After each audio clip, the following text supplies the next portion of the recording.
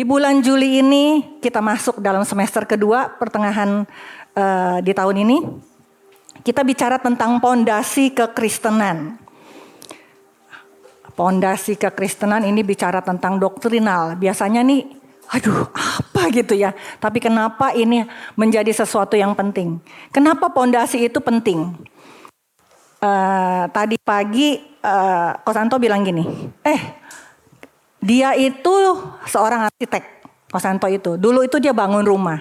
Tapi dia bilang yang paling penting dalam pembangunan rumah adalah pondasinya. Kenapa? Waktu pondasi itu dia harus benar-benar fokus di pondasi dan itu sumber dayanya besar sekali untuk pondasi.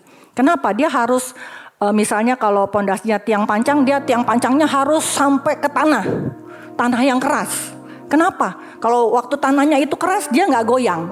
Karena kenapa pondasi ini harus kokoh? Karena pondasi itu menopang dari atap, tiang, tembok, bahkan semua yang ada di dalam rumah itu. Benar ya? Kalau pondasinya itu goyang, rumahnya akan rubuh. Amin. Makanya kenapa pondasi kekristenan kita harus kuat dan harus benar. Kalau rumah bisa rubuh, tapi kalau pondasi kekristenan kita salah, upahnya bukannya rumahnya rubuh, tapi sorga dan neraka. Betul? Hidup dan mati. Itu nggak main-main. Makanya pondasi kekristenan kita harus benar. Contohnya begini. Kalau kita dari kecil diajarkan kebenaran. Kalau matematika 1 tambah 1 berapa?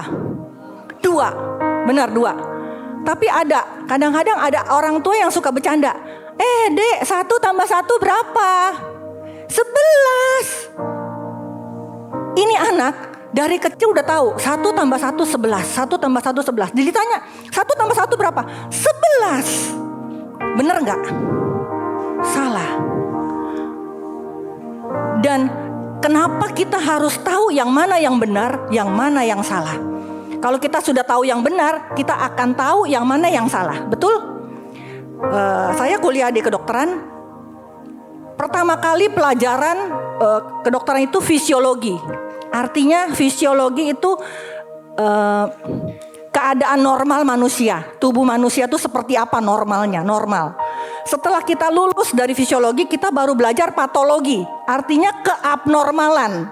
Jadi kalau kita tahu yang benernya kayak gini nih, yang normalnya kayak gini, waktu yang gak bener atau yang sakit ada, kita tahu gak?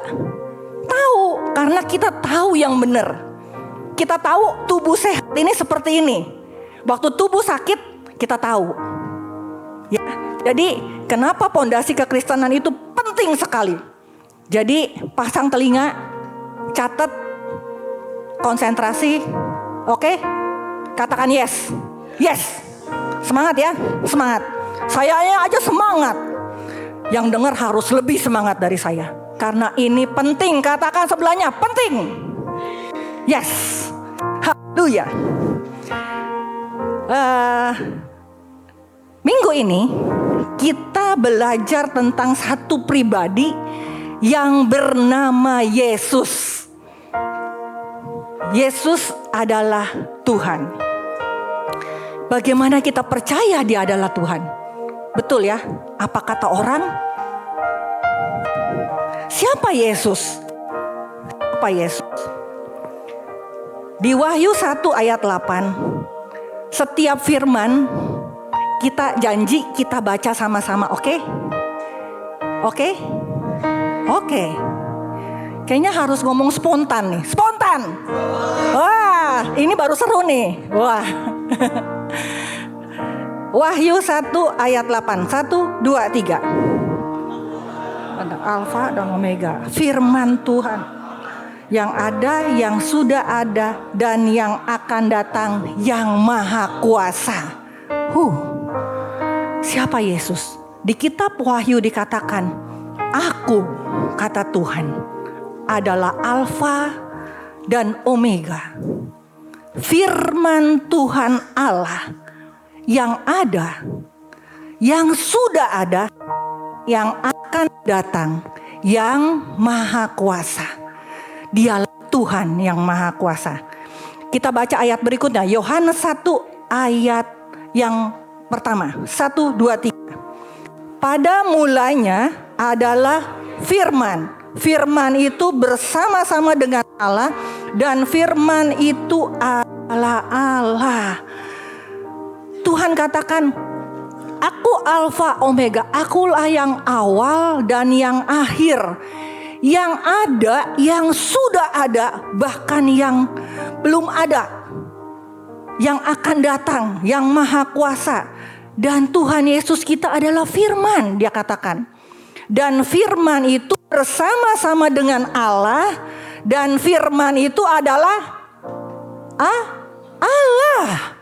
Jadi kalau kita baca firman, artinya kita sedang bercakap-cakap dengan siapa? Dengan Allah. Amin. Amin. Ya, jadi segala sesuatunya diciptakan oleh Dia. Amin. Kita percaya segala sesuatu diciptakan oleh Dia. Amin. Ayat berikutnya, Yohanes 1 ayat ketiga. Segala 1, 2, 3. Segala sesuatu diciptakan melalui Dia. Tanpa Dia segala sesuatu yang sudah ada ini tidak mungkin bisa ada. Jadi kita ada, bumi ini semuanya itu nggak mungkin ada kalau tanpa Dia, tanpa Tuhan Yesus. Karena Allah adalah yang menciptakan segala sesuatunya. Amin. Di Kejadian 1 ayat 1 dan 2. Kita baca sama-sama. 1, 2, 3. Pada mulanya Allah menciptakan langit dan bumi. Bumi belum berbentuk dan kosong, gelap gulita, menutupi samudra raya, dan Roh Allah melayang-layang di atas permukaan air. Jadi di Kejadian 1 tuh Allah mulai mencipta. Pada mulanya tuh Allah mulai mencipta. Karena segala sesuatunya tuh diciptakan oleh Dia. Amin. Kan Yohanes dikatakan segala sesuatu diciptakan melalui Dia, dan tanpa Dia tidak mungkin bisa ada. Haleluya. Jadi Allah mulai mencipta dari hari pertama sampai hari ke-6. Allah terus mencipta. Allah mulai menciptakan alam semesta. Allah mulai menciptakan cakrawala. Allah mulai menciptakan langit dan bumi, terang, gelap, cakrawala, darat, laut, tumbuh-tumbuhan, burung di udara, binatang-binatang di air, binatang-binatang melata. Dan akhirnya yang ke-6, Kejadian 1 ayat 26 dikatakan. Kita baca sama-sama. 1, 2, 3. Berfirmanlah Allah, baiklah kita menjadikan manusia menurut gambar dan rupa kita, supaya mereka berkuasa atas ikan-ikan di laut, burung-burung di udara, dan atas ternak, dan atas seluruh bumi, dan atas segala binatang melata yang hidup di bumi. Di hari ke-6 Allah menciptakan manusia. Haleluya. Disitulah kita ada. Allah menciptakan kita manusia. Allah menciptakan kita dengan tujuan apa? Allah menciptakannya tidak asal-asalan. Dia bilang, baiklah kita menjadikan manusia menurut gambar dan rupa kita. Siapa itu kita? Kita itu Allah yang Esa, Allah Bapa, Allah Anak, dan Allah Roh Kudus. 3 pribadi tapi satu yang Esa. Amin. Kita udah belajar waktu semester pertama tentang Allah Tritunggal, betul? Masih ingat? Pasti masih ingat. Allah Tritunggal. Jadi Allah sebagai 3 pribadi tapi satu yang Esa, Dia mulai menciptakan manusia. Manusia pertama yaitu Adam diciptakan serupa dan segambar. Artinya apa? Manusia itu punya pikiran, punya perasaan, punya kehendak, dan punya kemampuan mencipta. Wah, karena serupa, segambar dengan Tuhan. Apa yang ada pada Tuhan juga ada pada ciptaannya. Amin. Luar biasa. Siapa di sini yang mau sama seperti Tuhan? Pasti semua mau. Lucifer aja mau kok, bener gak? Semua mau. Dan Tuhan menciptakan dia persis sama manusia pertama yang dia ciptakan, yang namanya Adam. Itu luar biasa sekali. Dia buat dengan tujuan. Allah menciptakan manusia dengan tujuan untuk berkuasa. Tuhan bilang, berkuasalah atas semua ciptaannya. Kelolalah semua yang sudah kuberikan kepadamu di dunia ini. Kalau kita balik lagi ke tadi, ayat yang tadi di Kejadian, Allah mulai mencipta bumi, mulai mencipta cakrawala, mulai mencipta benda-benda penerang, ikan-ikan di laut, burung-burung di udara, segala ternak, segala pohon, tumbuh-tumbuhan, semua dicipta untuk apa? Untuk manusia. Untuk manusia kelola, untuk manusia berkuasa atas ciptaannya. Itu yang salah satu tujuan Allah, kenapa Allah ciptakan kita di bumi. Katakan itu tujuan Allah. Allah menciptakan kita di bumi. Amin. Amin. Amin. Tapi kita baca di Roma 6 ayat 23. Tapi manusia jatuh dalam dosa dan hilang kemuliaan Allah. Di Roma 6 ayat 23. 1, 2, 3. Sebab upah dosa ialah maut. Tetapi karunia Allah ialah hidup yang kekal dalam Kristus Yesus Tuhan kita. Amin. Amin. Amin. Amin. Saudara, upah dosa itu maut. Maut artinya apa? Kematian kekal. Kalau kematian kekal, kita nih hidup ya di bumi ini.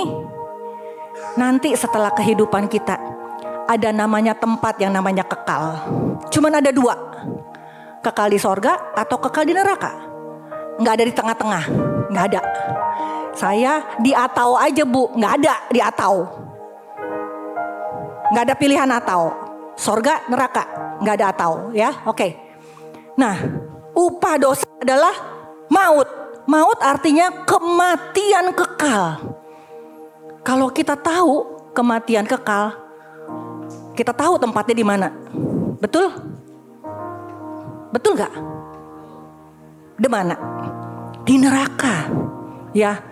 Tapi karena karunia Allah, dia, sebab upah dosa adalah maut, tapi karunia Allah ialah hidup yang kekal dalam Yesus Tuhan kita. Ini yang manusia pertama lakukan. Dosa pertama Adam. Waktu itu Tuhan bilang gini, kamu tidak boleh makan buah pengetahuan baik dan jahat. Karena kalau kamu makan, kamu mati. Tapi manusia tidak taat. Katakan tidak taat. Ketidaktaatan kita membuahkan maut. Jadi saat ini saudara, ketidaktaatan kita pasti berujung maut. Jadi jangan main-main dengan ketaatan. Yuk taat. Katakan sebelahnya, yuk taat. Amin. Waktu itu Adam makan itu sehingga keserupaan dia seperti Allah itu hilang. Bahkan kekekalan yang dia terima hidup bersama Allah, bersama Bapa di surga itu hilang. Kalau kita tahu ceritanya akhirnya Adam jatuh dalam dosa, betul? Dan dibuang ke bumi. Ya.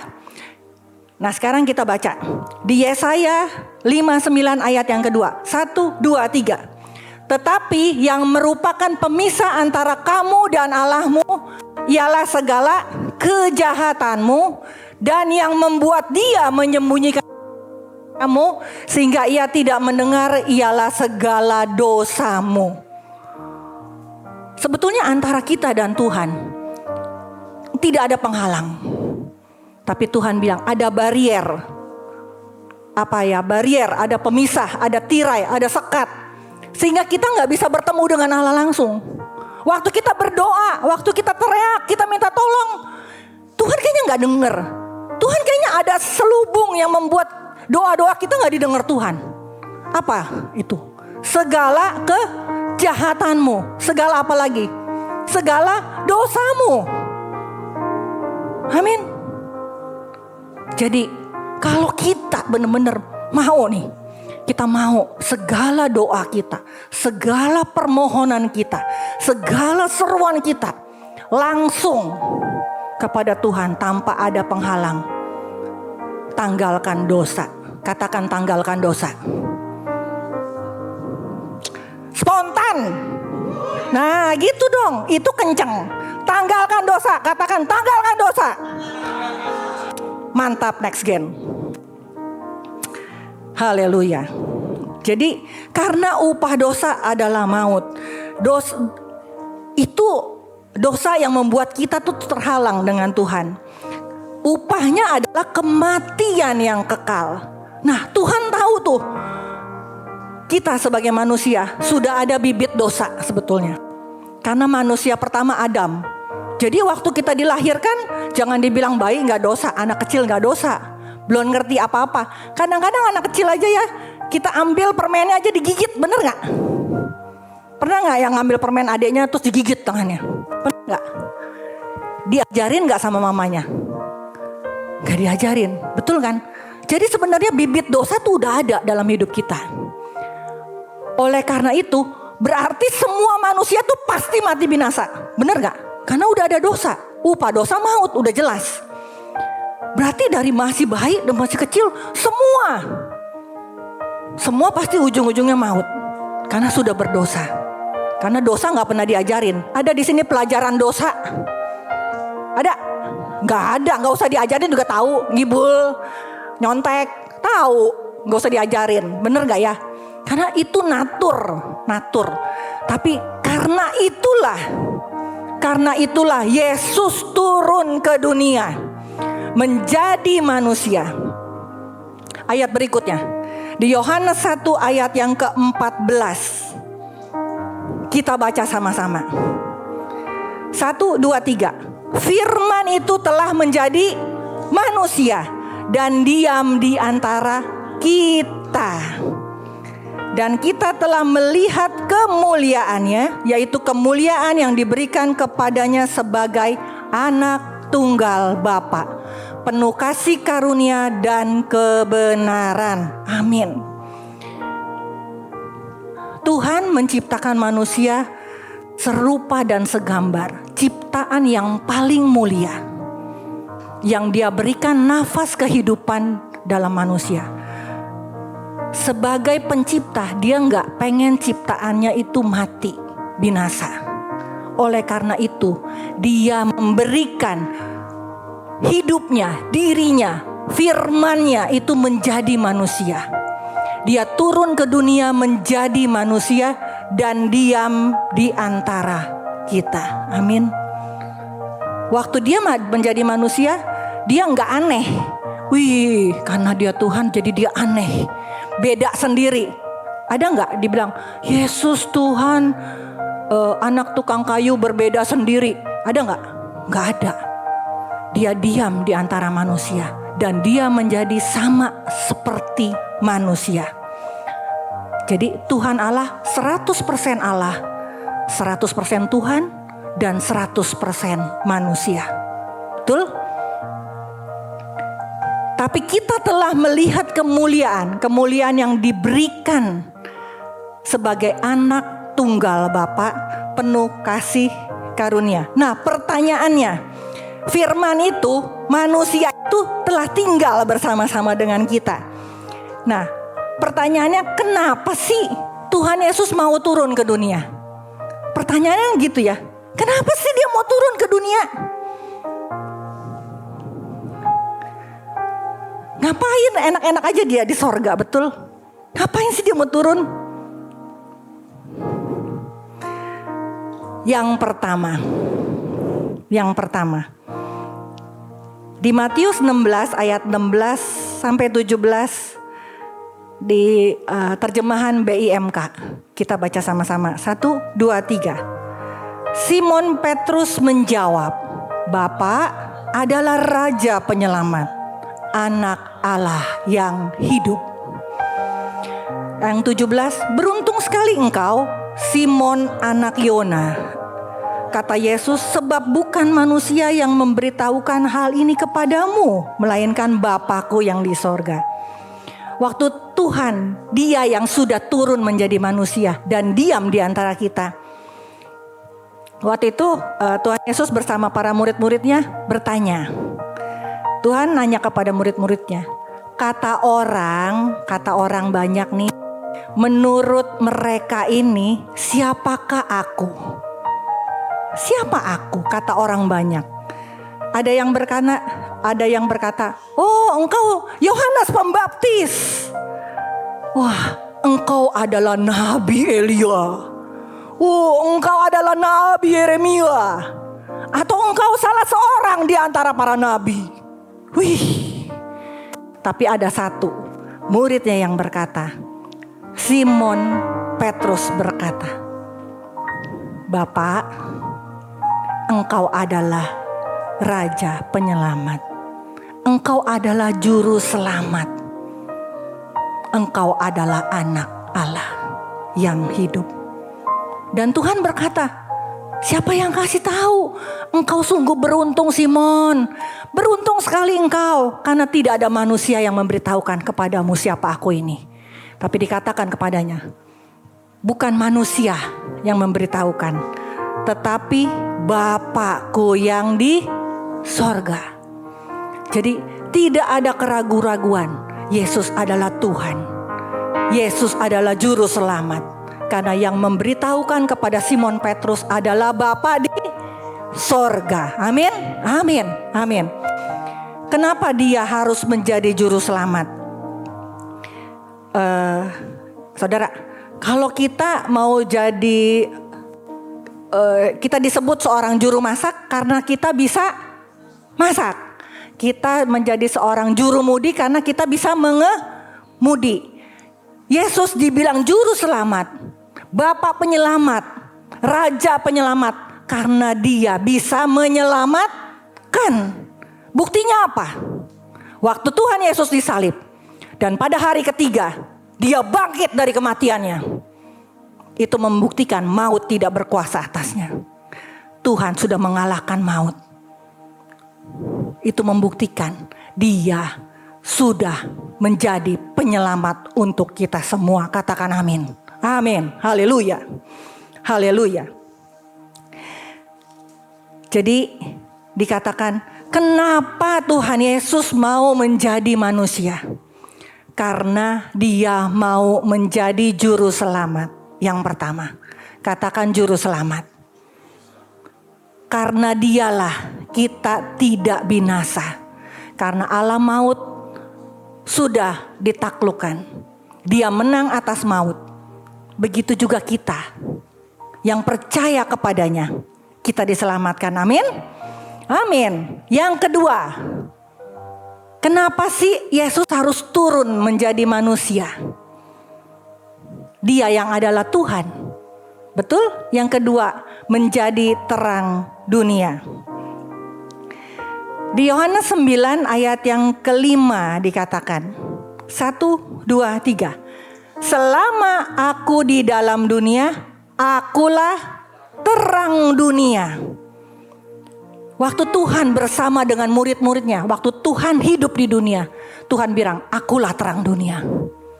Akulah terang dunia. Karena kenapa? Bumi ini dikuasai oleh kegelapan. Kenapa bumi ini bisa dikuasai oleh kegelapan? Saudara tahu gak? Yang malaikat Tuhan yang namanya Lucifer.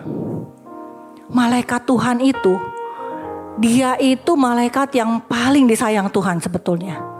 Tapi dia punya kerinduan, dia punya keinginan, ingin menjadi seperti Tuhan. Ingin disembah seperti Tuhan. Dia memberontak, dia kudeta. Akhirnya Tuhan marah, dibuanglah dia. Tapi dia membawa 2/3 malaikat yang di sorga bersama dengan dia. Waktu Tuhan buang Lucifer ke bumi, dia juga membawa 2/3 malaikat. Jadi bumi itu dipenuhi dengan kegelapan. Kegelapan apa? Ya itu, ya iblis lah, setan lah, antek-anteknya lah, apalah namanya itu. Semua kegelapan, segala kecemasan, segala ketakutan, segala kekhawatiran, semua itu yang namanya kegelapan. Ayat berikutnya, Yohanes 1 ayat 4 dan 5. Kita baca sama-sama. 1, 2, 3. Di dalam dia ada hidup, dan hidup itu adalah terang manusia. Terang itu bercahaya di dalam kegelapan, dan kegelapan itu tidak menguasainya. Amin. Karena dosa kita tuh sebetulnya ya waktu kita hidup dalam kegelapan, kita nggak ngerti nih. Waktu kita misalnya ruangan ini gelap, kita nggak pernah tahu yang mana yang jalan yang lurus atau ada sesuatu yang kita pasti tahu, betul nggak ya? Karena kita nggak tahu. Tapi waktu terang Tuhan turun atas kita, kebenaran Tuhan menerangi hidup kita, kita tahu, oh ini salah ya. Oh ternyata bohong itu nggak ada bohong putih, bohong hitam loh. Bohong ya tetap bohong, betul? Bohong tetap bohong.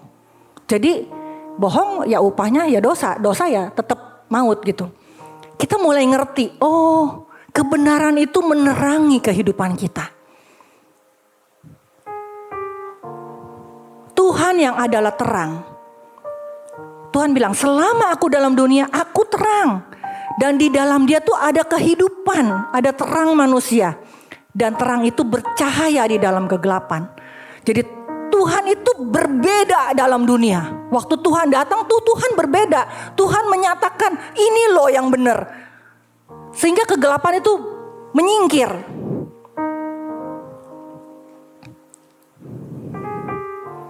Dosa membuat manusia hidup dalam kegelapan. Di Yohanes 12 ayat ke-46. Aku, 1, 2, 3. Aku telah datang ke dalam dunia sebagai terang, supaya setiap orang yang percaya kepadaku jangan tinggal di dalam kegelapan. Katakan amin. Kalau kita sudah percaya kepada Tuhan, jangan lagi main-main dalam kegelapan. Amin. Dalam kegelapan yang ada apa? Ketakutan. Yang ada apa? Kekhawatiran. Ada gak di sini? Kalau kita hidup benar nih, kita takut. Ada gak? Gak ada. Tapi kalau kita takut, itu karena hidup kita gak benar. Benar gak? Misalnya contohnya dulu, misalnya saya nyontek. Saya takut. Tapi kalau saya gak nyontek nih, saya takut gak? Enggak. Gak bakal saya takut. Karena saya gak nyontek. Benar gak ya? Kita kalau hidup dalam kebenaran, gak ada rasa takut. Tuhan bilang, jangan tinggal dalam kegelapan. Karena kegelapan yang ada hanya takut, yang ada hanya khawatir, yang ada karena cemas. Oke?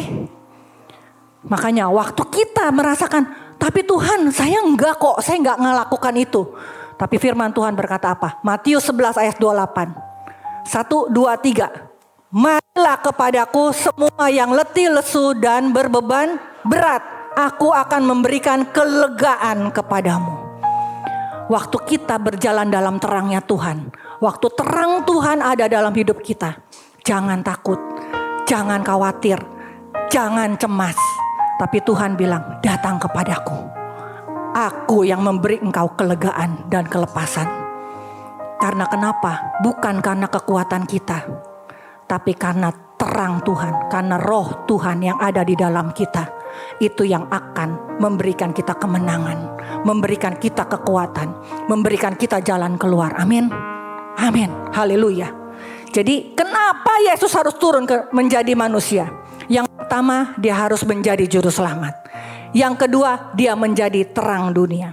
Yang ketiga, Yohanes 10 ayat 9 dan 10. Baca sama-sama. Akulah pintu. Barang siapa masuk melalui aku, ia akan selamat. Dan dia akan masuk dan keluar dan menemukan padang rumput. Haleluya. Haleluya. Haleluya. Firman ini begitu powerful. Tuhan bilang, aku pintu. Saudara tahu gak pintu itu apa? Apakah itu pintu? Pintu itu pemisah antar ruang, ya. Pemisah antar ruang, ya. Kalau gak ada pintu berarti ruangnya semua sama, betul. Karena ada pintulah, maka terpisah antar ruang. Melalui dialah, dia yang adalah pintu. Sehingga kita bisa masuk dari kegelapan kepada terangnya Tuhan. Dari alam maut, dari kegelapan kita masuk dalam keselamatannya Tuhan. Amin. Melalui dia. Dan Tuhan janji apa? Penjadi datang hanya untuk mencuri, membunuh, dan membinasakan. Tapi aku datang supaya,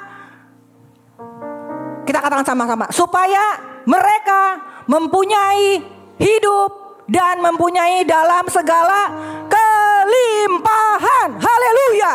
Haleluya. Haleluya. Tuhan gak cuman memberikan kita hidup. Hidup artinya apa sih? Bukan sekedar napas. Kalau sekedar napas di ICU banyak. Pernah gak masuk ICU? Cuman hidup gak? Hidup dia. Apa mau hidup yang seperti itu? Tuhan gak pernah janjikan hidup yang seperti itu. Tapi yang Tuhan janji, kehidupan. Nama bahasa aslinya Zoe, kehidupan. Kehidupan yang penuh gairah. Kehidupan yang bersemangat. Dengan begitu ada pertumbuhan. Jadi saudara, kalau saat ini kehidupan kamu tuh, males, segen, lemes, itu bukan hidup. Karena di dalam Tuhan ada kehidupan. Waktu kita bangun pagi, kita tahu kita bersama Tuhan. Kita selalu tahu ada Tuhan yang di dalam kita, ada terang di dalam kita. Dan Tuhan janji, waktu kita masuk melalui Dia, kita akan menemukan padang rumput. Artinya apa? Segala penyediaan Allah. Padang rumput bicara tentang gembala dan domba. Penyediaan gembala kepada domba-dombanya yang luar biasa. Tuhan bahkan janji, aku memberikan engkau hidup. Bukan sekedar hidup yang biasa-biasa. Tapi kehidupan yang bertumbuh. Yang semakin hari akan semakin naik. Kehidupan yang berkuasa. Kehidupan yang penuh dengan kelimpahan. Kelimpahan apa? Kelimpahan kasih. Kelimpahan apa? Kelimpahan sukacita. Kelimpahan apa? Kelimpahan damai sejahtera. Kelimpahan apa? Kelimpahan janji-janji Tuhan. Kelimpahan apa? Bahkan berkat-berkat supranatural yang Tuhan siapkan untuk setiap kita. Katakan amin. Haleluya. Yang keempat, dia menjadi jalan ke sorga. Di Yohanes 14 ayat yang ke-6, kata Yesus kepadanya, akulah jalan dan kebenaran dan hidup. Tidak ada seorang pun yang datang kepada Bapa kalau tidak melalui aku. Jadi satu-satunya jalan kita kepada Bapa hanya melalui Yesus. Di Kisah Rasul 4 ayat 12. Dan keselamatan tidak ada di dalam siapapun juga selain di dalam Dia. Sebab di bawah kolong langit ini tidak ada nama lain yang diberikan kepadanya. Manusia yang olehnya kita dapat diselamatkan. Amin. Hanya Yesuslah satu-satunya nama jaminan kita diselamatkan. Amin. Kita masuk dalam kehidupan kekal bersama Bapa di sorga. Amin. Saudara, kalau kita ke sini nih banyak jalan, betul gak? Dari mana-mana jalannya bisa sampai ke sini. Tapi untuk ke sorga satu, di dalam nama Tuhan Yesus. Siapa yang percaya akan diselamatkan. Amin. Jadi jangan bilang gini, kata mama sama kok, Tuhannya ono, Bapak di sorga sama. Tidak sama. Tuhan kita punya nama, namanya adalah Tuhan Yesus Kristus. Amin. Jadi kalau dia bilang, ayo sama aja lah, semua sama. Tidak. Hanya dalam namanya lah kita diselamatkan. Di bawah kolong langit tidak ada satu nama. Hanya dalam nama Tuhan Yesus kita diselamatkan. Pegang itu kuat-kuat. Jadi waktu ajaran di luar sana bilang, banyak jalan ke sorga. Tidak. Hanya satu jalan ke sorga. Hanya di dalam nama Tuhan Yesus. Katakan yang kuat, di dalam nama Tuhan Yesus. Amin. Nah sekarang, apa dampaknya orang yang percaya Yesus? Kalau kita katakan kita sudah percaya Tuhan Yesus, dampaknya apa? Di Yohanes 1 ayat 12. Tapi semua orang yang menerimanya diberinya kuasa supaya menjadi anak-anak Allah, yaitu mereka yang percaya dalam namanya. Dampaknya kalau kita percaya kepada Yesus, kita diberi kuasa. Dan kita diadopsi menjadi anak-anaknya Allah. Anak Allah, pencipta segala semuanya. Luar biasa. Kuasa yang tidak terbatas itu ada pada setiap kita. Jadi hati-hati saudara. Jangan main-main dengan hal-hal yang sepele. Contohnya, jangan main-main dengan mulut deh. Jangan ngomong sembarangan. Apalagi kalau kita lagi marah ya. Kadang-kadang gak marah, bercanda aja ngomongnya, bego lu, goblok lu, gak ngeliat lu. Bener gak? Ngomong begitu misalnya ke adik kita, atau ke koko, ke cici. Nah coba bayangin, kita mau gak adik kita bego, goblok? Karena ada kuasa loh. Waktu kita menerima Yesus, kita diberi kuasa. Kan bilang, kau akan diberi kuasa kalau Roh Kudus turun atasmu. Betul? Supaya kita bersaksi. Gunakan kuasa yang ada dalam hidup kita untuk memuliakan Tuhan. Jaga semuanya untuk kemuliaan bagi nama Tuhan. Amin. Amin. Di Yohanes 3 ayat 16. Karena begitu besar kasih Allah akan dunia ini, sehingga ia mengaruniakan anaknya yang tunggal, supaya setiap orang yang percaya kepadanya tidak binasa, melainkan beroleh hidup yang kekal. Amin. Dampak kita percaya, kita diberi kuasa. Kita diadopsi menjadi anak-anak Allah. Dan kita memperoleh hidup yang kekal bersama Tuhan di surga. Amin. Amin. Haleluya. Dan yang terakhir, apa yang harus kita lakukan sebagai anak-anaknya terang, anak-anaknya Tuhan? Di Yesaya 60 ayat 1 dan 2. Bangkitlah, menjadi teranglah, sebab terangmu datang dan kemuliaan Tuhan terbit atasmu. Sebab sesungguhnya kegelapan menutupi bumi dan kekelaman menutupi bangsa-bangsa. Tapi terang Tuhan terbit atasmu dan kemuliaannya menjadi nyata atasmu. Bangkit! Kalau kita bilang kita anak Tuhan, bangkit. Jangan diem. Bangkit. Do something. Di Matius 5 ayat 14, firman Allah yang hidup. Kalian adalah terang dunia yang tampak kepada semua orang. Seperti sebuah kota di atas bukit bercahaya pada malam hari. Kalau waktu Yesus masih dunia, dia adalah terang dunia. Tapi sekarang, kehidupan yang sekarang ini, waktu Tuhan sudah naik ke surga, Tuhan bilang kalianlah terang dunia. Amin.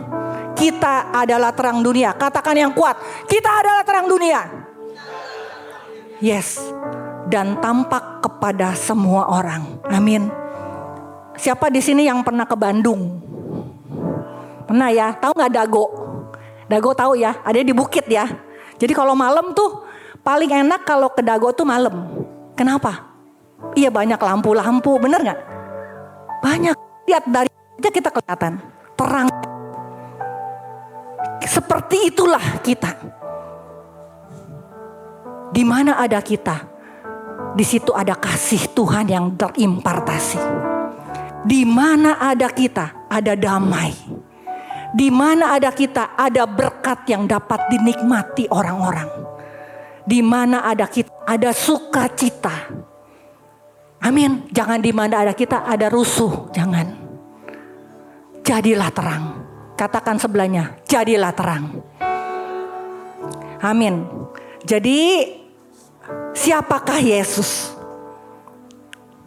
Yesus yang ada 100% Tuhan, 100% manusia. Dialah Allah yang mau turun ke dunia untuk menjadi juru selamat. Yesuslah juru selamat. Yesuslah terang dunia. Yesuslah sumber kehidupan. Dia Allah yang memberikan kita hidup dengan segala kelimpahan. Dan Yesuslah jalan untuk kita sampai kepada Bapa di surga. Amin. Dampaknya apa? Sebagai kita orang yang percaya kepada Tuhan. Dampaknya kita diberi kuasa. Kita diangkat menjadi anak-anak Allah. Dan yang terakhir, kita mendapat jaminan tinggal bersama Bapa di surga. Dan apa yang harus kita lakukan? Bangkit, jadilah terang. Terima kasih sudah menyaksikan serial pengajaran kami hari ini. Dan jangan lupa untuk subscribe channel YouTube Next Gen supaya teman-teman bisa mendapatkan notifikasi dan informasi terupdate mengenai serial pengajaran kami yang lainnya. Dan untuk kamu yang belum memiliki komunitas atau baru pertama kali menerima Tuhan Yesus sebagai Tuhan dan Juru Selamat, yuk join dan gabung di Next Gen. Kita sama-sama beribadah, bertumbuh, dan belajar untuk hidup lebih lagi bagi Tuhan. Sebelum kita akhiri, mari kita bersatu di dalam doa. Tuhan, terima kasih untuk hari ini, untuk kesempatan yang Kau berikan. Kalau kami sudah mendengarkan firman-Mu, biarlah firman-Mu bisa tertanam, bertumbuh, dan berbuah di setiap hidup kami ya Tuhan. Biarlah kami nggak cuma merenungkan, tapi kami juga bisa menghidupi dan mempraktikkan firman yang telah kami dengar ya Tuhan. Terima kasih, di dalam nama Tuhan Yesus kami telah berdoa dan mengucap syukur. Haleluya, puji Tuhan, amin. Sampai jumpa teman-teman dan Tuhan berkati. Bye.